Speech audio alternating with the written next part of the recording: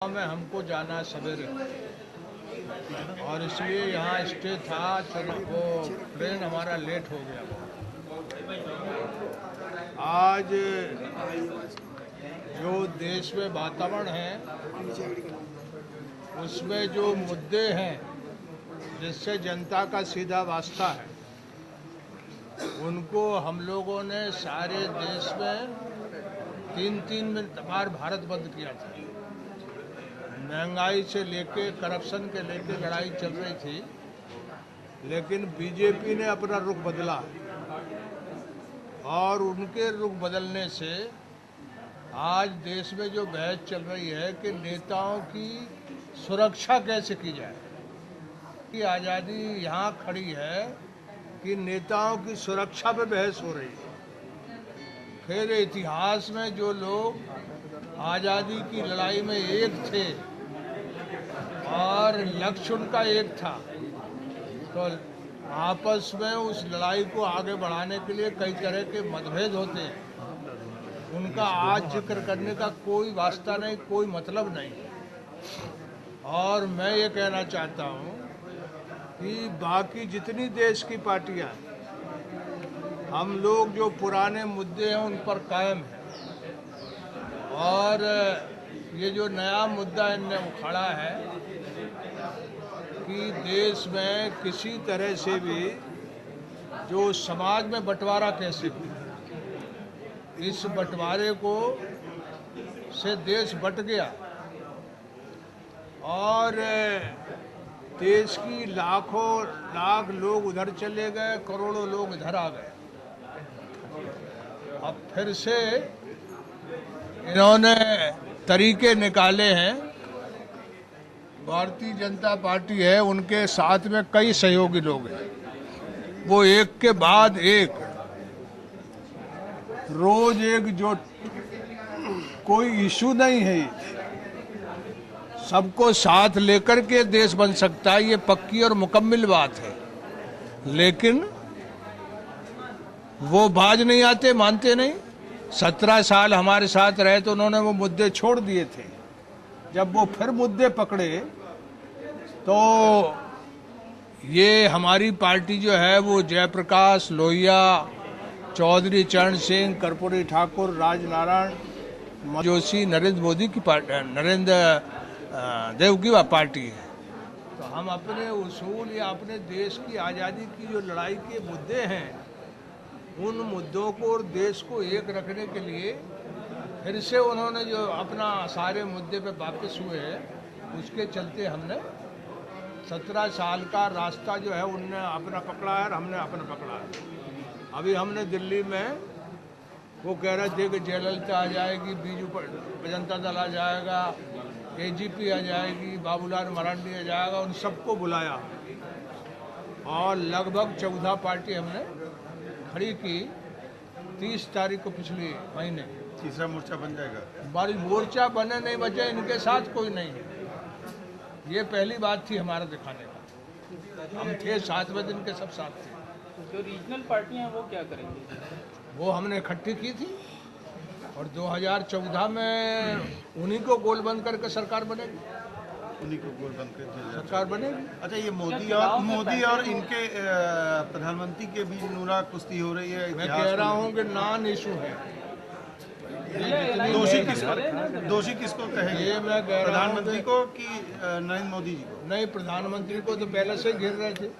ये नया आदमी आया है जो एक से एक बात रोज कर रहा है, तो इसलिए प्रधानमंत्री के बारे में तो हमको 10 साल हो गए देखते देखते, उनके बारे में क्या बोले। लेकिन ये नया मुल्ला आया है, सर प्याज ज्यादा खा रहा है।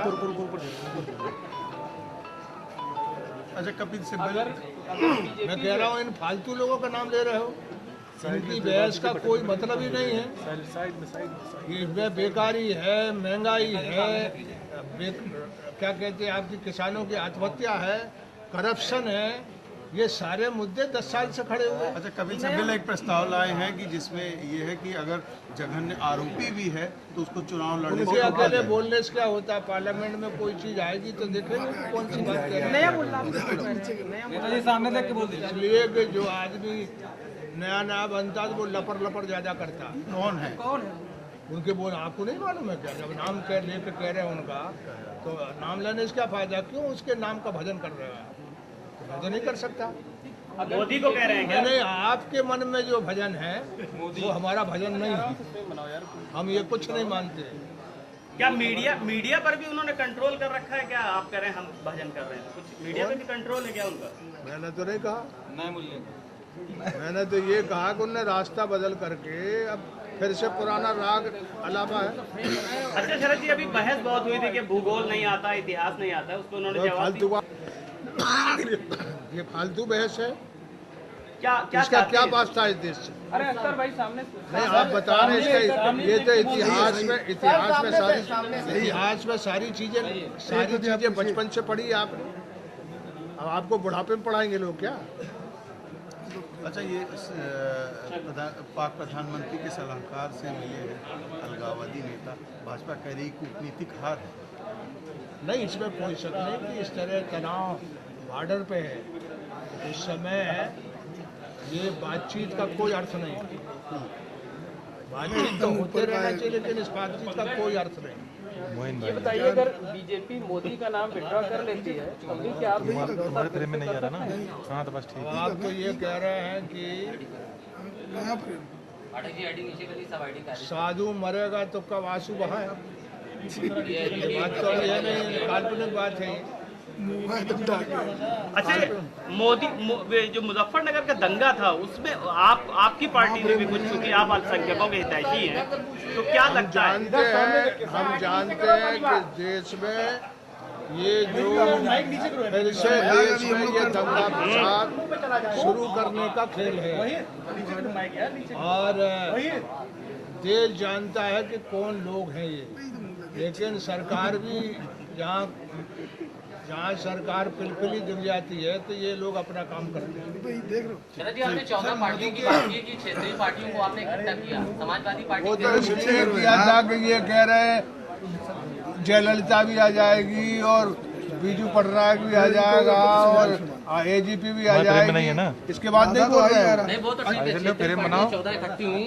समाजवादी पार्टी तो जोर जोर से चिल्ला के कह रही है कि तीसरा मोर्चा बन गया और मुलायम सिंह उम्मीदवार। मैंने कहा कि तीसरा मोर्चा बनेगा जरूर, लेकिन 2014 के बाद बनेगा। मुलायम सिंह होंगे। समाजवादी पार्टी तो कह रहे मैं कह रहा हूँ कि उसमें जो आम सहमति होगी वो होगा। किसी के बोलने से कोई नहीं होगा। नीतीश जी ने कहा कि ब्लास्ट से रेल मोदी की नहीं सफल। मैं कह रहा हूँ हर एक के बयान पर मैं बयान क्या दूँ? मैं तो यदि कोई मुद्दे उठावा देश में, जो मुद्दे, अब जैसे मान लो देश का सबसे बड़ा वैज्ञानिक राधा कृष्ण वैज्ञानिक है ये, और जाकर के किसी मंदिर में परिक्रमा कर रहा है, तो मंगल ग्रह पे जो जा रहा है, जो अरे जो मंगल ग्रह पे हमने अपना अभियान किया है, वो क्या किसी मंदिर पूजा पाठ से हुआ क्या? उसमें हजारों वैज्ञानिक लगे तब वो काम हुआ। लेकिन वो बताइए, जो इस देश का सबसे बड़ा वैज्ञानिक है, वो अंधविश्वास। अरे भाई, तुम्हें पूजा करना है तो घर में बैठ के करो। तुम विज्ञान से लोगों का क्यों इस तरह दिमाग हटा रहे हो? विज्ञान से देश हटता है तो देश की जैसी हालत दुर्दशा वैसी दुर्दशा होती है। तो ये जो देश का सबसे बड़ा वैज्ञानिक भी वो परिक्रमा कर रहा है। अगर तीसरे मोर्चे की गवर्नमेंट बनेगी तो पीएम कौन होगा? वो बैठ के तय होगा। वो बैठ के पहले भी तय हुआ, अब हो जाएगा। हम काय के लिए खड़े हैं? यानी सबको इकट्ठा करना हमको आता है ना। हम झगड़ा होते रहता है, इकट्ठे भी करते रहते। देश में कौन सी पार्टी जिसमें झगड़ा नहीं हो रहा? सभी राजनीतिक दलों की मौजूद परेशानी बन गई।